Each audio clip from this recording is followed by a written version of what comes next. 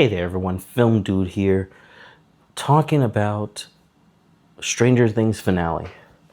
And this was a journey. I mean, I was around for the birth of the show, and now I get to see the ending of the show, which is a big moment. It had a lot of things to live up for, and I think it did as well as it could. Honestly, with all the expectations, with everything they set up and they created, I honestly think this was as good as it was going to get. Is it a good finale? I think so. Is it a great finale? No. But it isn't bad. I don't care what anyone will say. I don't think this is a bad finale. And I think finales are really hard to do, no matter the show, no matter the what. And yeah, I think that it did well. So if you're hoping that this is bad, it isn't. Are you hoping it's great? In my opinion, it's not. But to talk to you more about it, spoilers, spoilers, spoilers. I think that with everything that was set up in this season, they had a lot to chew through because they had this epic battle set out for Vecna, this plan to rescue the kids, the military on their tails, all these things that they had to do. And yeah, I think that, what was I going to say? I was thinking that, are they going to stick the landing? And after watching the final segment, the epilogue, essentially, I think they did well. The beginning of this episode had a lot of stuff in it, but it got back to what the show was important about, which is characters, character moments. There were so many sweet little character moments layered throughout. And I'll just say, I really like that Mike and Will scene. I thought it was super cute. It was funny. It had the chemistry that they needed. And yeah, that was really funny. That little coming out joke was pretty funny. There's fake out deaths, I'll say that are very irritating. I mean, the Duffers are known for the fake out deaths. I mean, looking at season 3 with Hopper, I'll never forget them for that one, but yeah. But they also did one with Steve, and it was like annoying. I was like, no, why are you doing that? If you're gonna do it, like, do it. I love Steve, favorite character.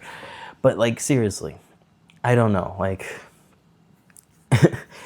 it was just infuriating. I did like the hero moment that Jonathan is the one that saves Steve. I thought that was a good little character moment because especially when they go into the abyss, there's a nice little moment with them when they're talking to each other, and Jonathan says, you were never the problem. I always thought you were the problem, but he was happy that he was there for Nancy when he wasn't. I like that little moment. I like that Dustin's misery is still there, but it's funny. Like when he's saying, we don't know what's going on. We don't know if Elle's defeated him. And then Lucas says that like little moment, thanks for doing the pep talk, man. Good little moments there. I love the Hopper and Elle scene twice. There's 2 of them that are really good. The first part is really good where he's like talking to her and saying, hey, if we do this, you come back with me. And we see her hesitate, and I do like that little hesitation. I thought Millie was really good in that. And I do like that second moment after Vecna has taken over Hopper's mind and forced him to shoot his gun and break the glass, essentially, and then think that he shot Elle and start breaking the glass. Another fake out death moment, which was really quickly like subdued because we see her in the mindscape. I was like, why? Like, I'm glad that we see it like that. Like, maybe just show blood and then we could see it, but like they had to show her full face, which was like, but yeah, I do like that moment afterwards where he's talking to Elle and he's saying, listen, you know, you've had so much taken from you. You've had your childhood, your mom, all this stuff taken away from you. And I really love that moment where he's like telling her, you deserve to have this plan. We will figure out the doctor and all that stuff, but you need to, I'm not going to destroy this world if you're still here. I really love that moment. I think it really adds to their character. And then we have the dumb military show up. Oh, yes, love you, dumb military. Thank you so much for showing up and just being nothing. I mean, speaking of nothing, Kali also feels kind of like superficial, I guess. Like she doesn't feel needed. There's like really no character development for her until the ending moment. I will say that. I felt like after watching this multiple times, I'm like, this is the reason, isn't it, that she's brought back? And when I get to that part, we'll talk about it. But yeah, she's shot. Elle comes after Murray does his heroic scene of throwing the bomb into the helicopter and exploding it. Elle comes and quickly kills all the military and forces the heavy to shoot himself in the head. Pretty epic, especially with Hopper shooting the other military group. I thought those were like great little moments of like like good action, but it wasn't like overbearing action. Linda Hamilton is completely wasted in this whole season, episode, whatever. I'll just say that. Like, literally, she does nothing. She's essentially a secondary antagonist to Vecna. And it doesn't feel necessary. It feels wasted opportunity if you're just going to keep them in there. And her, like, whole plan of going there. I do like the Max, the Kali, and the L moment when they go into his mindscape. And we're seeing like them trying to attack Vecna and then protect the kids. I did not like that Max, especially upon rewatch, that she doesn't explain to them this is the quickest way to get to Henry's house. Like it just felt like, why didn't you just explain that to them? But yeah, we get through all that, and then we get to the moment where Will goes into his mind and he's like, he's protecting the kids because he's like holding like Vecna back a little bit. Holly gets her little hero moment of bashing Henry's head in a little bit. But then we get the moment where the thing that we saw in episode 6 with the briefcase, we see that it was the mind flare all along. I don't know how the mind flare came. I know it's in the play. I'm not going to watch the play, but I know that he touches the stone and it infuses the energy into him, and that's how he gains his powers, and that's how everything started, is the mind flare.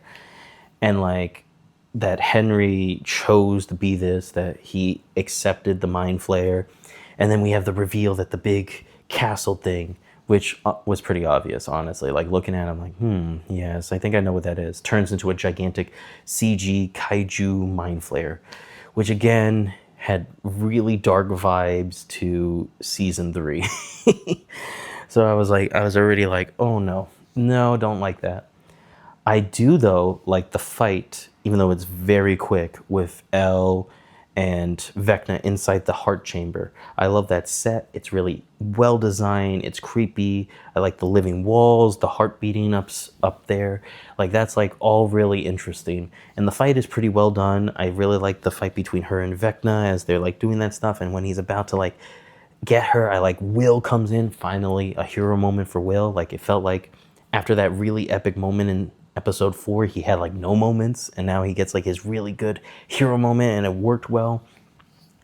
And then we have them killing the gigantic CG hive mind by like tricking it into falling into this cliff trap, whatever. They're burning it and shooting it and all this stuff. And I'm just like looking at him like, I really wish there wasn't a physical version of the mind flayer. I wish it was just them killing Vecna and that kills the mind flayer. It felt weird. It just didn't work. I know that they're trying to do their hero moments, their big epic thing, but just like the Vecna stuff is more interesting in my opinion. And I really do love that final moment where she pushes him into the crystal rock, whatever, and pierces his heart, but he's not dead. After they rescue all the kids, he's still alive, and Joyce has her final moment with it. And we have these flashbacks of every moment. And lots of flashbacks in this episode. They were ready for it. And we just see every moment that he caused in a way. And she chops off his head, and it's pretty badass. And I'm just thinking to myself after watching it a second and third time, I'm like, I wish we saw Vecna in all those seasons. It would have made this really a lot more impactful. It's still impactful, but just a bit more, because like in those seasons, we don't know that it's him that's creating it. It's added in season 4 when we do see him, that he's kind of like the mastermind doing all these plans and things. And it's just like, I wish if they were planning this series better, that he was the main antagonist throughout the season. But what you gonna do? Mistakes, but I really love that moment. It's badass. His head falls off, and we're like, yes. And then like everything's done. Everyone's out. They set up the bomb. We're like, yay. And then you look at the time, and you're like, oh, we're not done yet. So that means there's more stuff. And that's kind of annoying because then you get to them escaping out of the Upside Down, and then the military ambushes them, which I'm just like, they should have like prepared for that. Like they did not think the military was going to figure this out. Like it just felt like convoluted. I don't know how to explain it. It just felt like, why was this happening? But again, Linda Hamilton, completely wasted. But it does lead up to this moment where, as they're being like taken and everything like that, they look around and Elle's missing, and then we see her on the other side of the Upside Down, and we have this great moment where Mike gets pulled into her mind, and she's like, she has this beautiful, sweet little moment with Mike. I mean, the one person that she's loved, who loved her, that truly connected with her on an emotional and spiritual level. And we have all these flashbacks, and we have memories, remember this. And it's sweet. I mean, this is what finales do, make you remember things that have happened. And I really did love everyone reacting. We see like Harbor's face. We see Finhart, Dustin. Gatton's amazing in this role.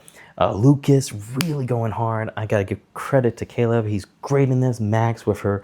She has like subtle looks. I really like that. Just everyone had a really good moment, and then boom, it happens. Everyone gets sucked in. Blah, blah, blah, blah, blah, blah. It's the end of the Upside Down. And I really do like the music choices in this episode. I mean, it felt like we were missing some throughout the entire season, but like they just crammed them all in here. And I do like the choices that they picked. I think they reflected with the show. It just feels a little heavy-handed at times. But then we go to our flash forward, our epilogue. And this is where I did not have a lot of problems. I felt like this is perfect, the way they're ending everyone's story.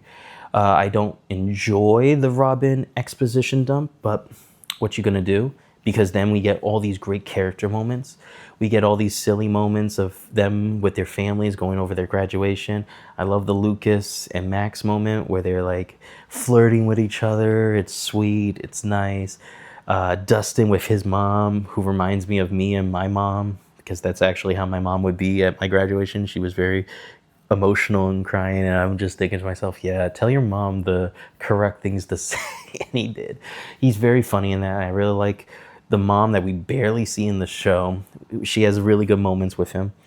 And then, of course, I like the Will thing where Jonathan's at film school, so he's like filming the whole thing, and there's that great moment where the bedsheet falls and the light comes in, and they had to redo it, and Hopper's like, enough with the bedsheet. This isn't a Scorsese film. It worked. But this leads to our great moment with Hopper and Mike, and it's beautiful. It's sweet because it's Hopper telling him his own journey that he's been on, that he's blamed himself for his daughter's death, for failures, for all the things that have happened. And he's like, you can take that path, you can hurt yourself that way, or you can accept what's happened and move forward and see what she wanted you to do and go this way. And it leads to the graduation part, which is, it was okay. I'm glad that the Wheeler dad didn't die. He's just in and he's just back and he's okay. The mom has all these badass scars on herself, but he's just sitting there, and I'm like, cool, he's fine. And then Derek and Holly are there. I don't like Holly's outfit. It was a little strange to me, but I don't know, like, because we don't really get any context. I guess the core group, they kind of became popular because Dustin like gets the whole crowd rowdy and cheering when he talks about like fighting against the system, pulls the Hellfire Club shirt out. I was like, oh, okay. And then of course Dustin has so much Riz. He has so much Riz coming out of him that Stacy is like, I want you to come to my party and all that stuff. But so now we get to the wrap-ups of everyone's moment. We have the Robin, Steve, Jonathan, and Nancy's wrap-up. I think this was really well done. all of them interacting with each other feels natural. You can feel the heartache that they miss each other. They miss their moments with each other. I thought it was well acted, and I do like that they come up with a plan to meet with each other. It's like we have to keep together. And then the Joyce and Hopper moment, sweet. I think it was well deserved. I mean, they had teased it for so long and everything like that. But then we get to the final part, the ending D&D campaign, which I thought was well done. It illustrated the futures that were ahead for them. Very emotional. I really love that at the end of the campaign when he says, you all get to live happy and comfortable lives. And Max like confronts him, is like, is that really it? Is that all? He's like, yes, but happiness and comfort is different for everyone. And then he goes to each of his friends and he essentially tells us, the audience, and tells them the future that in a way is laid down for them. And Lucas and Max, they have beautiful romance together. We see that sweet moment in the movie theater and you're like, we know that they're meant for each other. We know that they have their moment together, and we know that there will be hardships ahead. But in that moment, we're in just the happiness. And I thought that was really well done, acted from the two of them. Then we go to Dustin, and I love his little moment that he's go off to school, to college, but he still has time for his friends. He still goes and has his bro fest with Steve, and it's beautiful. Everyone laughing in the theater I was in, and I felt like, yes, two characters I love, they're doing well. And then, of course, we get to, not the part that I'm going to cry yet, but Will. And I thought this was a great moment. This was better than his coming out speech, because in this moment we see his awkwardness, we see he's uncomfortable, but then we see the person that he cares about comes in and he touches him and we feel his comfort level come out. Like, that was well done. And again, you don't need to explain what he's feeling. We see it. It's not 10 minutes of him explaining to every character. It's him alone, knowing that his future ahead is brighter than it was before. And of course, like, they all ask, what happens to the storyteller? And we see Mike is writing stories. He's telling the stories of everything that's happened. And this leads to probably the most controversial part of the show, and probably the ending, which is Mike telling the mage's story, which is Elle's story. And in this, I think the Duffers, I think they do an admirable and strong job at giving the audience what they want and what they don't want. Because in the end, it is up to the audience to decide. It's the story that Mike tells us that Elle and Kali, who again, this is why I believe they brought her back, so that this story can make sense, came up with this plan so that Elle can escape. That she's off living a beautiful life, that she's safe. Or is it the harsh reality that she sacrificed herself and that Mike is coping and creating a story so that he can have hope still? And I'm on the fence. I don't know how to feel about what is the true ending. And I think that's a really good thing. It reminds me a little bit of the movie I saw this year called It Was Just an Accident, which has an ending that's very ambiguous. Is the person that's you hear coming up behind him a real person, or is it in his head? And this is the same thing that's happening in this episode.